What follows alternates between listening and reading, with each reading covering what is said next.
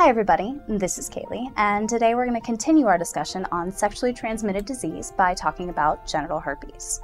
So, first and foremost, what is genital herpes and how common is it really? Well, genital herpes is a viral sexually transmitted disease that takes two forms, type 1 HSV1 and type 2 HSV2. Now, the more common one is HSV2 in most genital herpes cases. Right now, in the United States, 45 million people have reported to the CDC that they have genital herpes. That means 1 out of every 5 adolescents and adults have the disease, which also means it's Russian roulette down at the frat house. Genital herpes type 2, HSV2, remember, is more common in women than it is in men. Typically, 1 out of every 4 women with herpes has type 2, as opposed to 1 out of every 8 men. Overall, however, over the past decade, numbers of genital herpes cases have been decreasing in the United States. So, if 75% of the adult population actually carries the herpes virus, well, how do you know? How do you have any idea if you're infected with genital herpes? The signs and symptoms may or may not occur. Most people with type 2 genital herpes have no idea that they're infected. However, if symptoms are going to occur, they'll usually show up about 2 weeks after the virus has been transmitted, and they'll show up as painful blisters around the genitals or rectum. Unfortunately, these blisters will burst, leaving tender ulcers that take anywhere from 2 weeks to a month to heal. The first appearance of these sores in people with genital herpes is generally referred to as the first outbreak. Now, when this happens, some other things can also occur, such as a secondary cluster of sores appearing immediately after the first has healed, and also flu-like symptoms, including fever and swollen glands. Now, unfortunately, most people with type 2 genital herpes have no idea because they never have sores that show up. And if they do, it's so mild, it's often mistaken for another skin condition such as a rash caused by your genes or sometimes even a bug bite.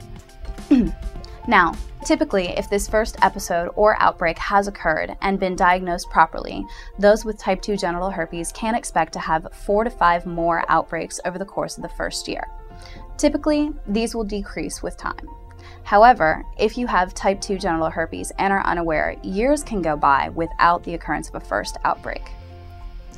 So, if you have herpes, whether or not you're aware of the signs and symptoms, or if you show them, they can cause complications. Now, in adults who have suppressed immune systems to begin with, infection can be severe, causing painful genital sores in most adults and adolescents. We've already discussed this. However, for the most part, herpes causes more psychological distress than actual physiological distress in the infected. This has one exception though. With pregnant women who have been diagnosed with herpes, they can pass this on to their newborn children during vaginal birth, and this can lead to serious life-threatening infections in their babies. Now, for the most part, if herpes has been previously diagnosed, a cesarean section will be performed to deliver the baby so that these complications can be avoided. Now that we've talked about your risk of getting genital herpes and what can happen once becoming infected, let's find out. Is there any treatment for herpes? Well, yes, there is treatment for genital herpes. There are certain antiviral medications out there that can help prevent or shorten outbreaks in some cases. However, being a viral sexually transmitted disease, at this time there is currently no cure for genital herpes. So once you have it, you're stuck with it for life. What do the devil, adultery, and sexual experimentation have in common? Join us when we discuss the word origins of orgy, mistress, and sadism.